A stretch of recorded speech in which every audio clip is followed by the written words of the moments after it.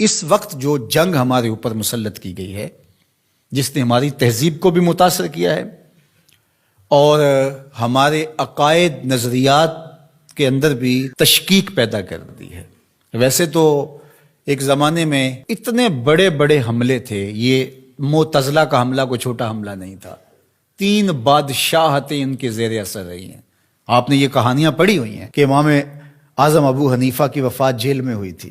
آپ نے یہ سنا ہے کہ امام احمد بن حنبل کے بدن پر 1 انچ جگہ بھی ایسی نہیں تھی جہاں کوڑے کا نشان موجود نہیں تھا۔ لیکن آج معتزلہ کے نام سے کوئی گروہ، کوئی فرقہ دنیا پہ دکھائی دیتا ہے، انہوں نے اس کا ناطقہ بند کر دیا۔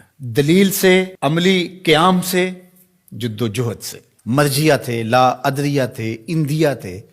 اب آپ کو یہ غیر مانوس لفظ لگ رہے ہوں گے، کیا قدریہ، کیا جبریہ، کیا معتزلہ۔ ایک زمانے میں ان کا طوطی بولتا تھا، باطنیوں کا طوطی بولتا تھا، کرامتہ کا طوطی بولتا تھا۔ یہ اتنے غالب آگے تھے کرامتی کہ طاہر کرامتی نے کعبۃ اللہ سے حجر اسود کو نکال لیا اور کئی سال تک کعبۃ اللہ بغیر حجر اسود کے رہا۔ لیکن وہ زمانہ تھا کہ پھر بھی لوگوں نے قربانیاں دی، لوگوں نے علمی محاکمے کیے، علماء نے تدبیریں کی، سلاطین اسلام کھڑے ہوئے اور مقابلہ کر کے اسلام کی اس قوت رفتہ کو بحال کیا۔ اس وقت جو سب سے بڑا حملہ ہمارے اوپر ہے وہ لادینیت کا حملہ ہے، الحاد جدید کا حملہ ہے۔ اس وقت دنیا کی لادین قوتیں الکفر ملت واحدہ کی شکل کے اندر کھربوں روپے خرچ کر رہے ہیں کہ مسلمانوں کو کافر تو نہیں بنایا جا سکتا، لیکن ان کو تشکیک میں مبتلا کر دیا جائے، ان کو مسلمان بھی نہ رہنے دیا جائے،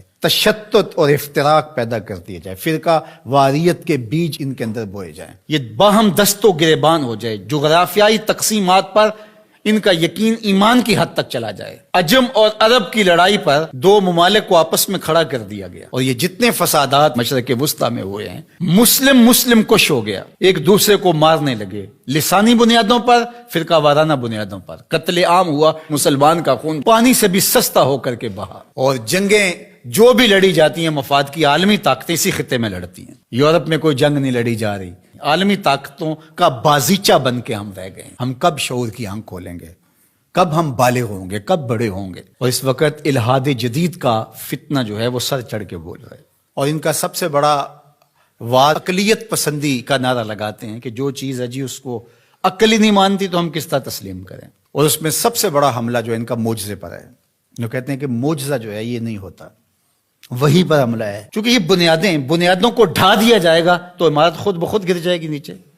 جب وہی کو کمزور کر دے، اس تصور کو دھندلا کر دیا جائے گا، تو کہتے ہیں وہی ممکن نہیں ہے، کہ یہ خلاف عقل ہے۔ دنیا کی کتنی چیزیں ہیں جو انسانی عقل میں ابھی تک نہیں آئیں۔ آج سائنس اور ٹیکنالوجی کی سلطنت ہے پوری دنیا کے اوپر، اور اس کے ذریعے سے آپ کہتے ہیں جی بس آج تو جو تجربات کی روشنی میں چیز حاصل ہوگی اسی کو مانیں گے، اور اس کے علاوہ جو سمجھدار ہے، پڑھا لکھا شخص ہے، دانشور ہے، وہ کس طرح اس کو مان سکتا ہے جو عقل انسانی میں یہ چیز نہیں آتی ہے؟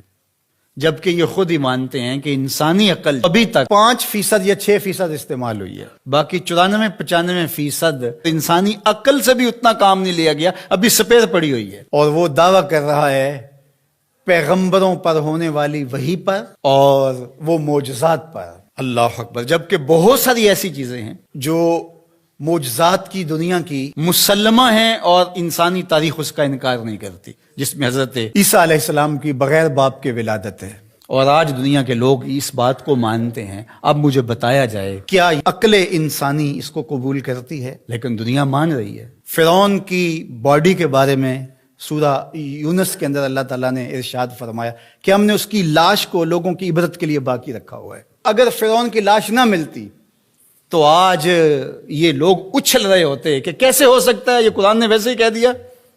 اس پہ شور و غل، یہ 2 نمبر جعلی دانشور، وہ کہتے عقلیت تسلیم نہیں کرتی، عقل نہیں مانتی، لہٰذا ہم نہیں مانتے کہ فرعون کی باڈی محفوظ ہوگی۔ پانی میں کس طرح محفوظ رہ سکتی ہے؟ مچھلیاں نوچ نوچ کے کھا گئی ہوں گی اس کو۔ یہ کٹ ملا، یہ پرانے لوگ یہ کیا کہانیاں بیان کر رہے ہیں؟ کیسے ہو سکتا ہے؟ قرآن کے نزول سے 2000 سال پہلے کا واقعہ تھا، اور پھر نزول کے بعد 1250-1300 سال تک یہ سلسلہ باقی رہا۔ تشکک، عقلیت پسندی کے بخی ادھیڑ کے رکھ دیتی ہیں یہ چیزیں اگر غور کیا جائے۔ تو کہتے ہیں کہ یہ ممکن نہیں ہے. تو معراج کے واقعہ کا انکار بھی اس لیے کیا جاتا ہے. معجزہ ایک زندہ حقیقت ہے، اور میرے اور آپ کے آقا و مولا کا سب سے بڑا معجزہ قرآن ہے، اور دوسرا بڑا معجزہ جو میرے حضور کو دیا گیا وہ معجزہ معراج ہے. اب عقل انسانی مانتی ہے یا نہیں مانتی ہے، لیکن میرے حضور وہاں سے ہو کر آئے ہیں جہاں کسی کا تصور بھی نہیں آ سکتا. اللہ اکبر. سی معراج راز محبتاں دا نہیں سی کسے دی سمجھ وچ آن والا، سدیا طالب تے گیا مطلوب ہوتے، جبرائیل سی صد لے جان والا، بازے آخ دے بن دروازیاں تو کیویں پہنچیا عرش تے جان والا، ابر عقل نو ایتھے دخل کیے، جانے جان والا یا لے جان والا.